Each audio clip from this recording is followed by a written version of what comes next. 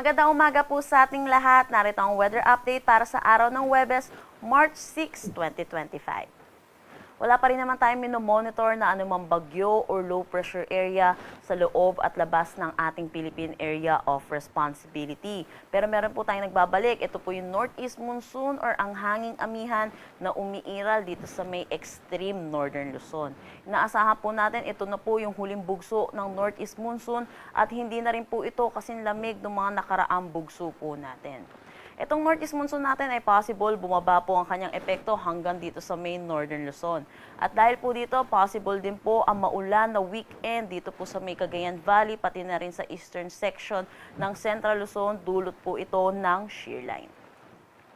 Samantala, meron din tayong easterlies or yung mainit at malinsangan na hangin na nanggagaling sa dagat Pasipiko na umiiral dito po sa malaking bahagi po ng ating bansa. Ito rin po yung nagdadala ng mainit at malinsangan na panahon at may mga konting pag-ulan din po, lalo na rin po dito sa eastern section ng ating bansa.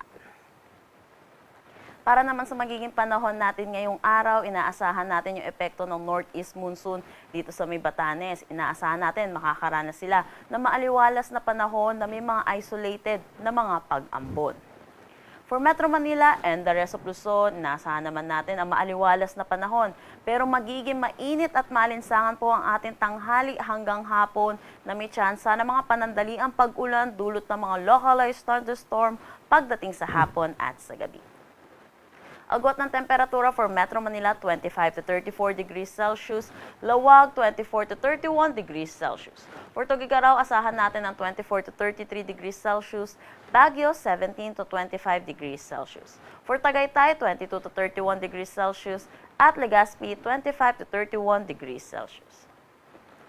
Para naman dito sa may Zamboanga Peninsula, Basilan, Sulu at Tawi-Tawi, inaasahan po natin makakaranas sila ng maulap na papawiri na may mga kalat-kalat na pag-ulan.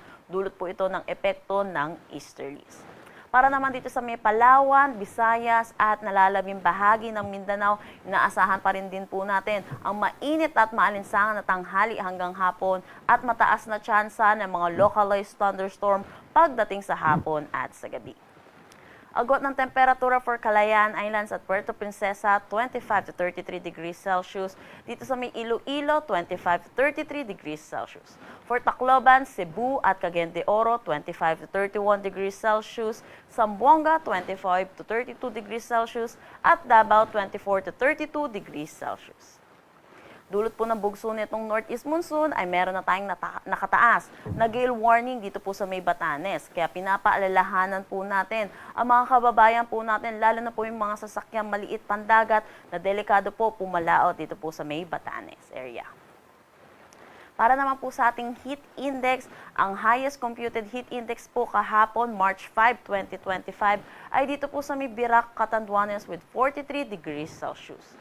42 degrees Celsius naman ang naitala dito sa may Etiaga, Isabela, Baler, Aurora, San Jose Occidental, Mindoro, at pati na rin dito sa may Camarines Sur. Danger level po ito, kaya pinapaalalahanan po natin ang mga kababayan po natin na delikado po. Lumabas din po lalo na po sa tanghali hanggang hapon at magdala po ng pananggalang sa init at uminom po ng maraming tubig.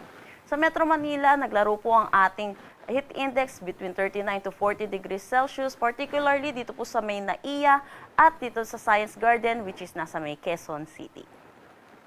Para naman sa forecast nating heat index ngayong araw, inaasahan natin sa Metro Manila, ganun pa rin po, 39 to 40 degrees Celsius. At inaasahan natin ang danger level or pinakamainit po natin ngayon ay 42 degrees Celsius dito po sa may San Jose Occidental, Mindoro.